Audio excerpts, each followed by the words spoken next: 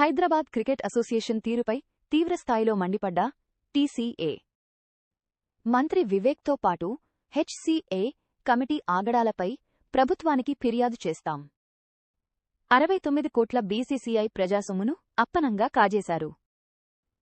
CMD జీపీసీఐడీకి ఈ విషయంపై మరల ఫిర్యాదు చేస్తాం. ప్రభుత్వం పట్టించుకొని సీబీఐకి కేసును బదిలీ చేయాలి. TCA general secretary Guruva Reddy clear గా వీళ్ళకి ఫేవర్గా వచ్చిన ఆర్డర్లో హెచ్సీఏకి వ్యతిరేకంగా ఉన్నది. ఇవాళ నాకు ఛార్జెస్ ఎన్ని అంటే మీరు ఏ కోర్టు ఆర్డర్ పాటించరు. ఒక 69 కోట్ల రూపాయలు అంటే మాటలు కాదు. 69 కోట్ల రూపాయలు మాకు టీసీఏకి ఇస్తే 69 గ్రౌండ్లు తయారు చేస్తాం, లేకుంటే 150 అకాడమీలు తయారు చేస్తాం పైసలతో. లేదంటే అక్కడ డిపాజిట్ చేస్తే సంవత్సరానికి 60 లక్షలు ఇంట్రెస్ట్ వస్తే దాదాపు ఒక 60 అకాడమీలు మేనేజ్ చేయొచ్చు తెలంగాణ వ్యాప్తంగా. ఇది పబ్లిక్ పైసలు. ఏ విధంగా ఇవని అబ్బ సొమ్మని డబ్బులన్నీ పంచిపెట్టడానికి మీరు కొల్లుడైనరు. అందుకని హెచ్సీఏ అపెక్స్ కౌన్సిల్ మెంబర్ల మీద, ఇంక్లూడింగ్ ఈ ఆర్బిట్రేషన్ మ్యాటర్లో, కొల్యూజన్ మ్యాటర్లో వీళ్ళందరినీ ఇన్ఫ్లుయెన్స్ చేసి తన పవర్ ఉపయోగించిన వివేక్ గారు, మంత్రి గారి మీద, అపెక్స్ కౌన్సిల్ మెంబర్ల మీద, అందరి మీద మేము క్రిమినల్ కంప్లైంట్ ఫైల్ చేయాలని రిప్రజెంటేషన్ సీఎం గారికి, డైరెక్టర్ జనరల్ ఆఫ్ పోలీస్, తర్వాత సిఐడి వారికి, తర్వాత సిబిఐ కూడా ఇస్తున్నాం.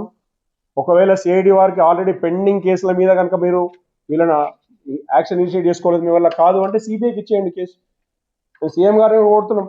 సిఐడి కొంత పని చేసింది, ఎఫెక్టివ్ చేసిన తర్వాత ఈ మంత్రి గారి ప్రెజర్ ఉన్నది. 2 మంత్రులు అక్కడ ఏరిందో క్రికెట్ సంబంధించిన స్కామ్లో ఉన్న వివేక్ గారు, అజరుద్దీన్ గారు ఏరి బాగా ప్రెజర్ పెడుతుండ్రు సిఐడి వారిని అని అంటే, ఇవాళ కాదంటే సిబిఐకి ఏంటి, స్టేట్ గవర్నమెంట్ ప్రభావం ఉండదు, సిబిఐకి ట్రాన్స్ఫర్ చేయండి మీరు చిత్తశుద్ధి ఉంటే.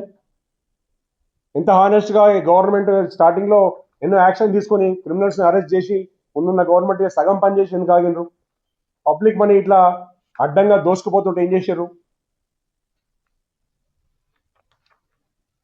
ఇవాళ ఈ 69 కోట్ల రూపాయలకు జవాబుదారీ కంపల్సరీ ఉండాలి. Hyderabad cricket association apex council సభ్యులు అమర్నాథ్ మాట్లాడతాడు. ఆయన మొన్నగా కొత్తగా పడిన అమర్నాథ్, ఆయన రాకముందే ఈ పైసలు వెళ్ళిపోయినాయి, లేదు మా ఈ పైసలు ఏమన్నాడు అని.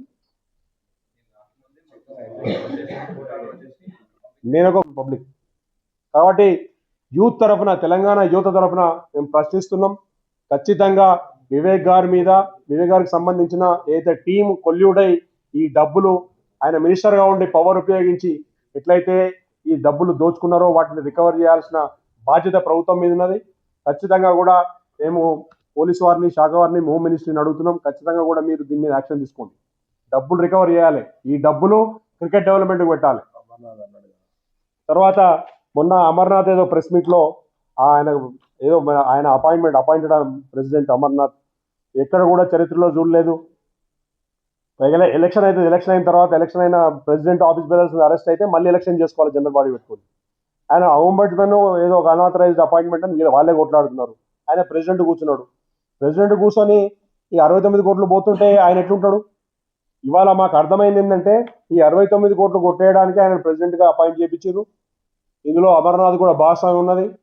ప్రెసిడెంట్గా బాధ్యతల్లో ఉన్నాడు కాబట్టి ఖచ్చితంగా అమర్నాథ్ కూడా మీద కూడా ఖచ్చితంగా, అంటే వివేక్తో పాటు అమర్నాథ్, బసవరాజు, కౌన్సిలర్ సునీల్ అగర్వాల్, మిగతా అపెక్స్ కౌన్సిల్ సభ్యులు, పాస్ట్ ఆఫీస్ బేరర్స్ అజరుద్దీన్, అంతకుముందు వాళ్ళ బ్రదర్ వినోద్ ప్రెసిడెంట్గా ఉన్నప్పుడు ఆఫీస్ బేరర్స్, ఈ కొల్యూటెడ్ మ్యాటర్లో ఎవరెవరికి బాధ్యత ఉన్నదో వీళ్ళందరి మీద కూడా క్రిమినల్ చర్యలు తీసుకోవాలి, కేసులు పెట్టాలని మేము డిమాండ్ చేస్తున్నాం.